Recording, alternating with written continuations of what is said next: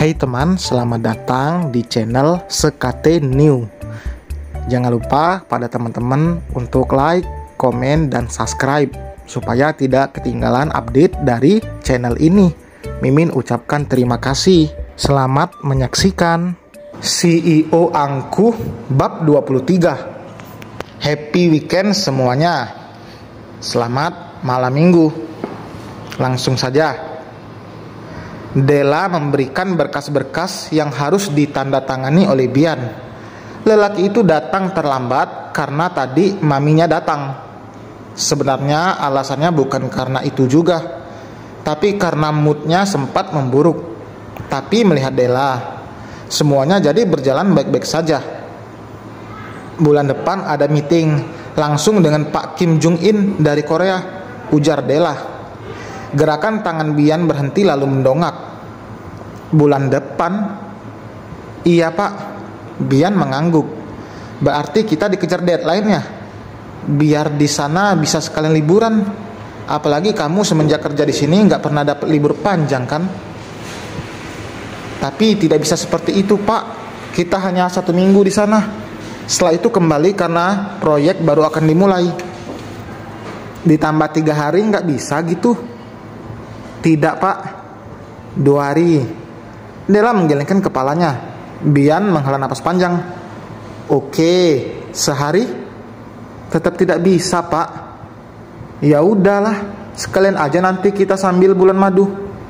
Lelaki itu mengeriling nakal, membuat Della tersipu malu. Wanita itu dengan cepat menguasai dirinya.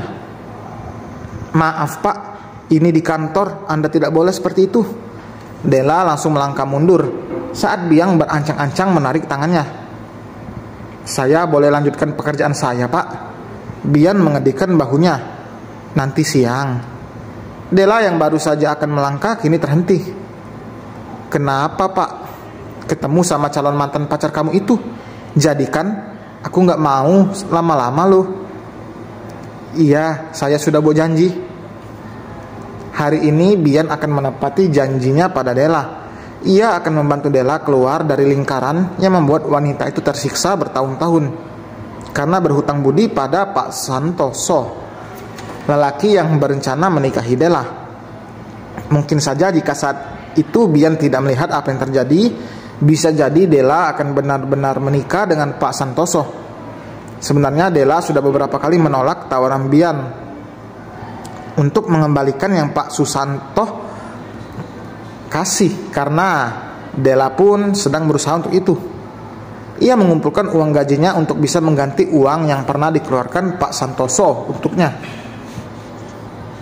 Itulah kenapa Della meminta waktu sebelum dinikahi Pak Santoso. Ia hanya ingin berusaha untuk lepas dari lelaki tua itu. Bagaimanapun Della menginginkan hidup bahagia di masa depannya. Membayangkan ia harus hidup dengan lelaki tua yang usianya bahkan sama dengan ayahnya membuat Della langsung pening. Untung aja gue jadi pahlawan gak kesiangan, gumam Bian lalu kembali fokus pada dokumen miliknya. Namun saat mengingat sesuatu, ia langsung merogoh ponsel di saku celananya. Melihat pesan yang dikirimnya pada Hanin sama sekali belum dibaca. Padahal gadis itu bahkan baru 3 menit yang lalu aktif. Sok sibuk lu. Lu kira chat dari gue gak penting apa? Guru tuh Bian. Hanin dan Della selalu sukses membuat mood Bian berubah drastis. Jika dengan Hanin, Bian akan sering marah-marah. Namun saat bersama Della, ia akan bersikap dengan lembut. Siang harinya, Bian dan Della menemui Pak Santoso. Lelaki parubaya itu belum tahu apa yang akan disampaikan oleh Della. Sedangkan Della sudah mempersiapkan semuanya.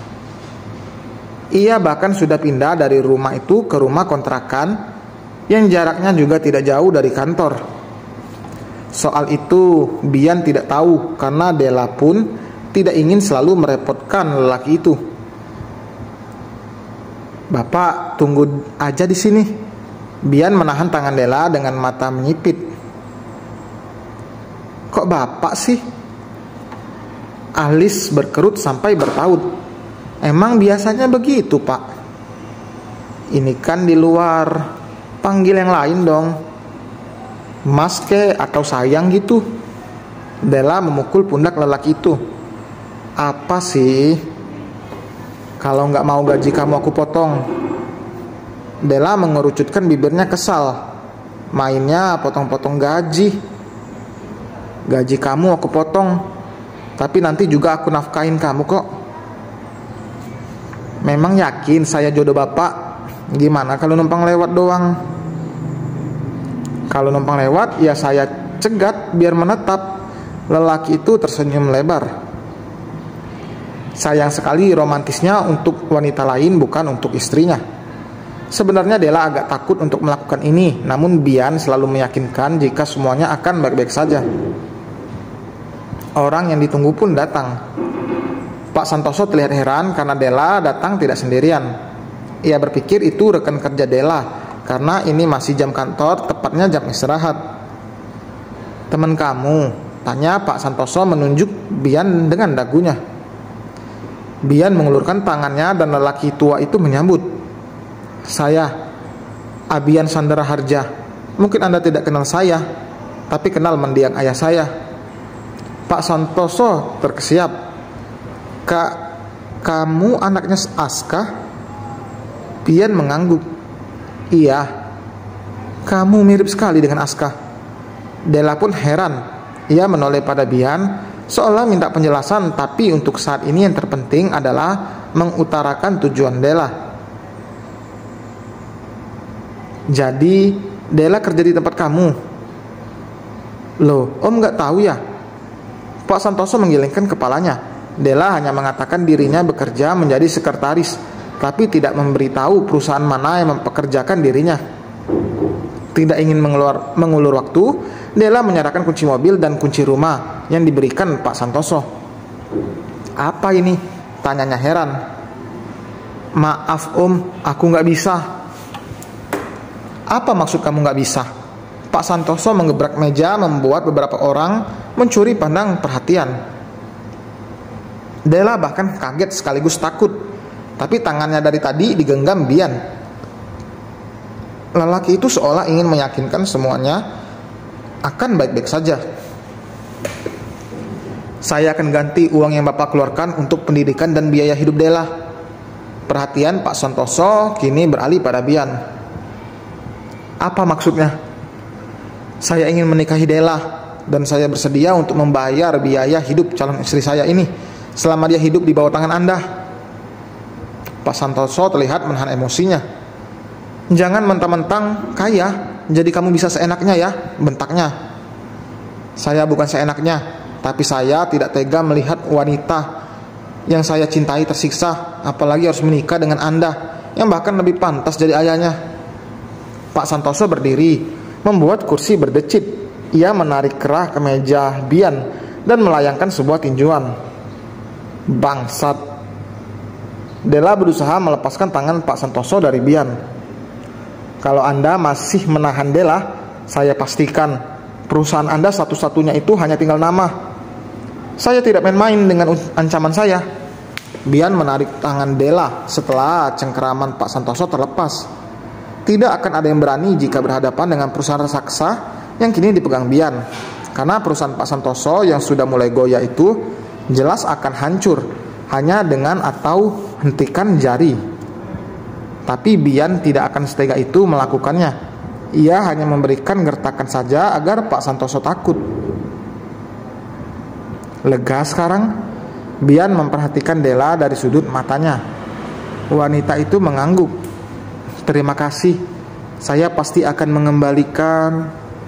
Udah ya, jangan merasa berhutang gitu. Della membawa Bian ke rumah orang tuanya. Bagaimanapun jika ingin menikah, sudah pasti Della harus ada walinya. Ayahnya masih ada, dan tidak mungkin jika menikah tanpa restu orang tuanya. Saat mobil itu berhenti di sebuah rumah, Bian diam sejenak memperhatikan, merasa tidak asing dengan rumah itu. Namun ia juga ikut turun bersama Della. Aku udah lama banget gak ketemu mereka. Jangan kaget lihat aku dimarah-marahin nanti, keke Della. Masih dengan kebingungannya, Bian mengikuti langkah Della menuju pintu rumah itu. Setelah beberapa kali mengetuk pintu, sang pemilik keluar. Loh, Nak Bian, kesini nggak bareng Hanin? Bian tertegun. Bu, ibu kenal Pak Bian? Tanya Della. Kamu siapa? Ini Naina, Bu. Dan selesai teman, terima kasih telah mendengarkan. Dan ternyata Della itu kakaknya Hanin, si Naina. Bagaimana ke depannya, Mimin pun belum tahu apa yang akan terjadi. Cinta segitiga kakak beradik ini. Penasaran? Jangan lupa like, komen, dan subscribe. Sampai berjumpa di bab berikutnya. Happy weekend, selamat malam minggu. Bye.